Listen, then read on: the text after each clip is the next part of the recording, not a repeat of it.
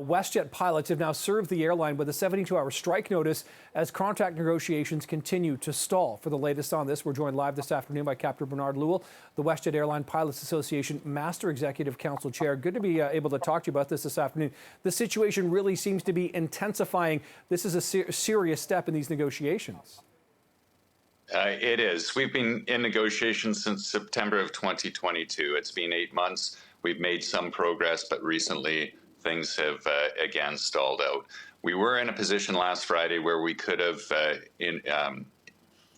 issued our 72 hours strike notice. We chose not to. Things were moving at the table. Things have bogged down as of yesterday, and so we felt it necessary to issue the strike notice. So what are the main sticking points right now at the bargaining table? We're coming closer to agreement on 2 of the 3 points, scheduling rules and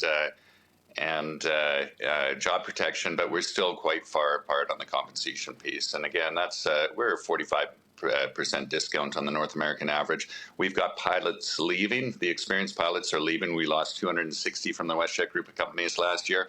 And it's harder to hire new pilots that want to stay at WestJet. So we need a contract that will ensure that we have good supply of pilots coming in, and we'll retain the ones that we have. I mean, that's a pretty big gap, 45% lower than the North American standard. Are you looking for a 45% pay raise? Absolutely not. No, that gap needs to narrow, but we know it's not going to be closed. And again, I want to reiterate, we do not want to strike.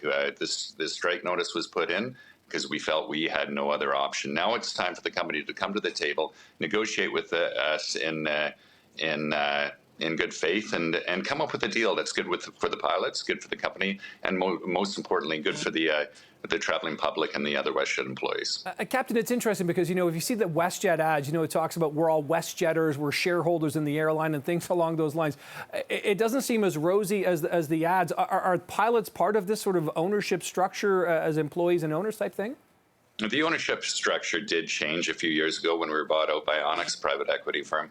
But really, now we're at the point where we just want to we want to get together with the company and negotiate a good deal that works for our pilots, works to keep our pilots around so that WestJet can grow into the future.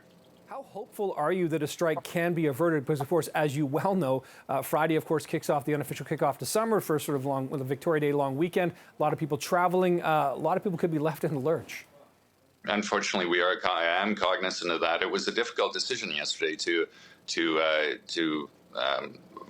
for all our reps to vote in favor of this 72-hour strike notice, just because it affects a lot of people, but it was something that had to be done in order to move things along the table. As far as how the company is going to react on Friday with cancellations and whatnot, if it comes to that's a question you'd have to ask them. Certainly. Okay, well, it's the situation we'll definitely be watching very closely here at CP24. Captain Bernard Lewall, who's the WestJet Airline Pilots Association Master Executive Council Chair. Bit of a mouthful of a title, but I appreciate your time this afternoon. Thanks for being here.